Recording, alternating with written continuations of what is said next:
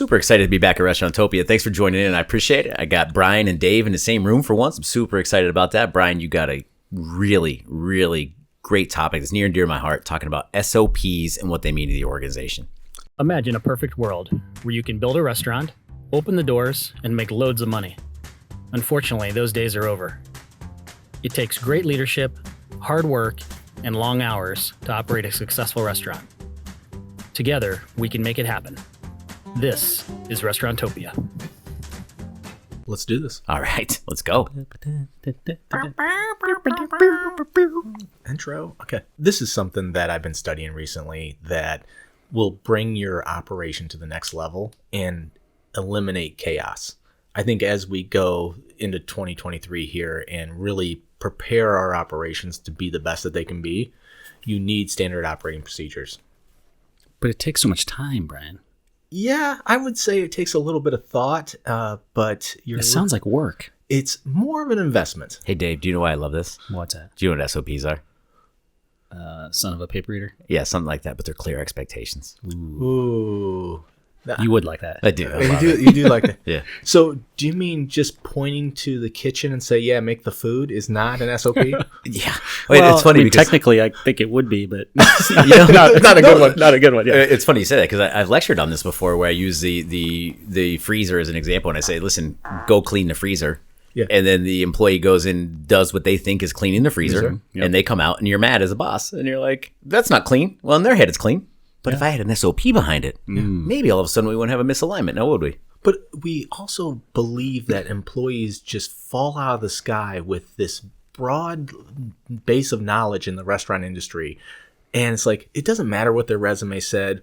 They could have worked at a horrible operation. Then you're trying to bring them into your operation so they can bring some more shitty ideas. Yeah. Like, no, put down on paper SOPs that they can live by, sets up the expectations for them, and it allows your operation to run so much more efficiently and allows it to have consistency in cleanliness, consistency in service, consistency in food preparation, consistency in ordering. Every aspect of your operation can be done this way. And you don't need to say, all right, Tuesday, I'm going to draft all the SOPs. Pick one spot, pick a position and an area that you want to put an SOP together for. And it could be just closing checklist. It could be something simple. And I'll leave a bunch of examples on restauranttopia.com. But again, do this. And I will tell you what, you have to think with the mindset of, if I was going to open a second location, what would set up that manager for the utmost success if I'm not there? What if I get hit by a bus tomorrow? Let me tell you something. Your spouse is selling your restaurant for almost nothing because you have nothing in place and no value that can be conveyed other than a lease. Yeah, and I joke about the work and all this stuff, but I get excited about things that you can work hard on once and it keeps returning over and over and over and over again. And I equate it to, you wake up in the morning and you stub your toe on the nightstand. Mm-hmm. And every morning you wake up, it's like Groundhog's Day. Alarm goes off. Boom. Oh, that hurt. Alarm goes off. Boom. Oh, that hurt. Every morning. When are you going to move the effing nightstand? Correct. And it's I'm gonna heavy. be honest with you, and you I react much differently than me to a stub toe. And I need to go get my buddy to help me. And it's work. It's going to take me all day to figure out what to do with this nightstand. Just do it because you're not going to stub your toe the next morning. Yep. Short-term pain almost always causes long-term relief. Exactly. Long-term. So that I always use that analogy because it is work. But when you get that work done, things are going to run more smoothly. Discipline equals freedom. Get into your operation, and absolutely, discipline does equal freedom. Jocko, right? Yeah. Jocko. Look at your operation, and what are the pain points? I walked into an operation the other day. It's a 4-unit fast casual concept. Unbelievably dirty. Just next level. From the sneeze guard had fingerprints on it. The floor was dirty. The kitchen was atrocious. The entryway outside the building looked bad. The trash cans were full. Bathroom pink eye? Bathroom was impeccable. I was impressed with the bathroom. Okay. So right. I was like, that's interesting. Yeah, nicely done. Huh. So they probably have an SOP for it. They probably have an SOP for cleaning the bathroom. So that's convenient, huh? I go, do you think that your customers don't see this? Like, where's your mind here? And he goes, yeah, my staff, we had this, blah, blah, blah, all the excuses in the world. Then I go, what's your SOP for cleaning? And he goes, oh, I don't have one. I just tell them to clean at the end of the shift. I was like, okay, that's not doing it, because you haven't set forth precise, manageable expectations that your staff can go, all right, we can leave now, and because this place is clean. And it's objectively clean because you can see that it's clean, but we also went through this list. So the kick plate going into the bathroom looks good. The transition strip going from the front of house to back of house looks good. All the little nuanced things that your customers are picking up on that you need to make sure that your employees are doing on a daily basis, because your customers are seeing it. And sometimes when we're in an operation and things are moving so fast, you can't see the forest for the trees, and you don't realize that something's dirty. Or, there's a myriad of other SOPs, obviously, but it's so easy to drop the ball when you don't have those SOPs in place. No question. It's what Dave always says. I think you coined this phrase: is what doesn't get measured doesn't get managed, right? Isn't that your saying? Is that mine? So when you take Peter Drucker doesn't get a shout out. I think a friend of mine came up with that. I was just gonna say, Dave said enough times now it belongs to him, right? So that's true. What it comes down to is you're taking this big sea of subjectivity, and you're breaking it off into bite-sized chunks that are now measurable. They're quantifiable. They're identified. They're defined. Whatever you want to do, it's very clear that each step is done. When I say look at the whole process, is this clean? Well, there's a scale to that. Yeah. It's clean. But if you look at one particular small area and you say, is this exact thing being done? And it's an easy yes or no. And then you add all those up, and that adds to the whole room or kitchen or whatever you're talking about. And I believe in doing this by bite-sized chunks. Look at different positions. Take onboarding a new employee. Are you setting that employee up for success? And Anthony, you've talked a ton about this, and it's such great examples. The one example with your daughter working at a national chain, and it sets that employee up for success if they know, all right, this is the recipes, this is the closing procedure, this is how we handle cash, this is how we greet the customer. Once you have all those, and again, it may take you 60 days to get them all done, but I will tell you, your operation and your employee's life will be so much better because of it.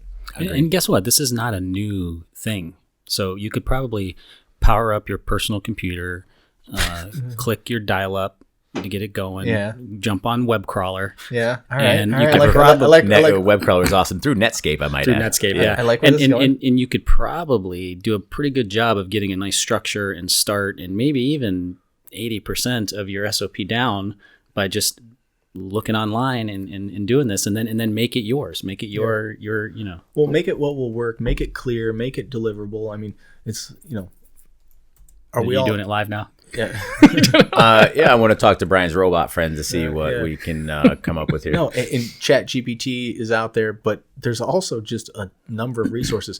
Who in the industry are you friends with that have a similar concept that would be willing to share? Here's 10 SOPs that I've used for our operation that you can rework.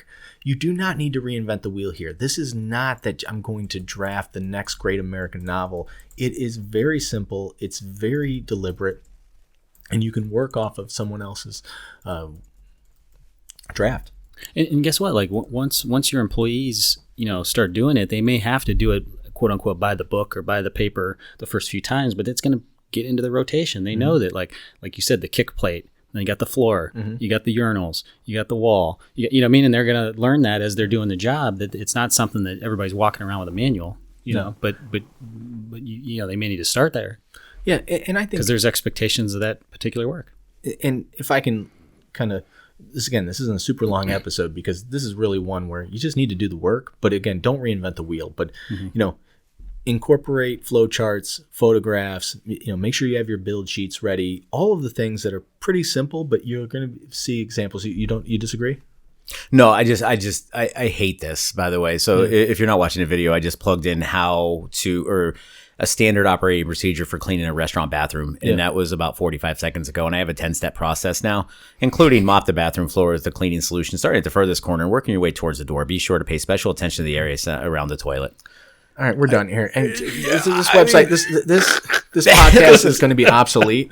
So I take back everything I said about ChatGPT. Just ignore it. Don't look at that. Just listen to you're putting us out of jobs here, brother. God, this thing is amazing. No, so I look at this and So I don't have to have any friends. I can just go to ChatGPT and they're going to give me the answer. But this goes back to what you're talking about too. Let's face it, ChatGPT is a huge, and I'm finding more validity and value to it as days go on. Initially, I was scared of it, but now if I'm an operator and I'm looking for an SOP and I'm a little lost in the sauce, so to speak, meaning that like I'm overwhelmed where to even start, I literally just type that in. Now I have a 10-step process I can go ahead and tweak for my organization. But Brian, I think this boils down to, and you talk about hiring in people that have a lot of experience. There was a wise man who once told me, "Can I change my management life?" And he said, "Stop getting so worked up." Yep. Just Jesus Christ, Dave.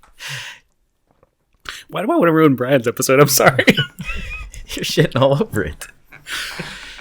This man said to me, just because they should know doesn't mean they do. No. Never forget that. Yeah. And it was a revelation to me because I would get super frustrated. I'd hire you in off the street. Your resume says this. I assumed that you covered all this at your former job, and it's apparent that you didn't. I would get pissed off. But it's like, why would I assume that? Well, even if they came from a location that has SOPs and were trained impeccably, they don't know what your expectations are. So this allows you to put that out there to know exactly what it is, and then allows you to go back and train up that person, look at the list. Hey, this bathroom floor was not mopped, or the soap dispenser leaves a big soap stain on the floor because of the way we have it mounted on the wall. Yep. You need to make sure that is cleaned up. So those sorts of things allow you to bring your operation to the next level and to really make your life easier. So I have some counterpoints too, if you don't mind so much, just, based because I had a penchant for detail orientation and I was very long-winded, if you can imagine. And I would write out these amazing SOPs and things. Don't make them too long. If you make it 15 bullet points, it's never going to get followed. And you're going to chase your tail as a manager. Make it very simple. Make it very concise. Touch on the most important aspects and go from there. Don't make it too complex because no one's going to read it. No one's going to follow it. Those closing checklists, opening checklists, it should be less than 10 bullet points. Yeah, but I think it also goes to how you use the SOPs. And this is how I'm going to wrap this up is, are you using them? Are you just drafting them, spending 60 days to put together this manual that you never use, you never go back to? And that's what I'm scared of because that happens all the time. That happens all the time, and those are useless. Yep. Don't waste your time. If you're listening now and you're like, oh, that seems like a lot of work, I'll never use that, then don't do it. Just muddle through your operation, have a ton of turnover, a ton of inconsistency. Just do that. If that works for you, do that. But this is a way to alleviate a lot of stress and to systemize things where it can be repeated. Think about opening up a second or third location, and are you making it easy, and are you setting up that team for success? Or is the Fairlawn location totally different than the Toledo location? And they're like two different restaurants. That makes no sense. That does not make your life easier. So thank you, everyone, for listening. No, this was great, Brian. Thanks for again. It's not a long episode, but it's because you have to do the work. It's just so important that you do, in fact, do that work, and that you draft it, you follow up, and use it, and then you train with it and use it as a tool. That's it. You define your brand standard, and you map out how to achieve your brand standard. Sorry. You map out how to achieve your brand standard. Yep. And then you manage to your brand standard. I love it. Thanks, guys. Appreciate it. Thanks for listening. Nothing else, Dave? Thanks so much. Restaurantopia.com. This is a high-quality pod. Thank you, everybody. Take care. Adios.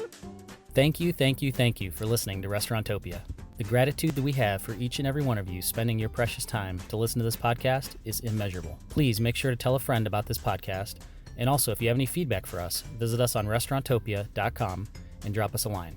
You can also subscribe on your favorite place to listen to podcasts. Thank you and have a great day.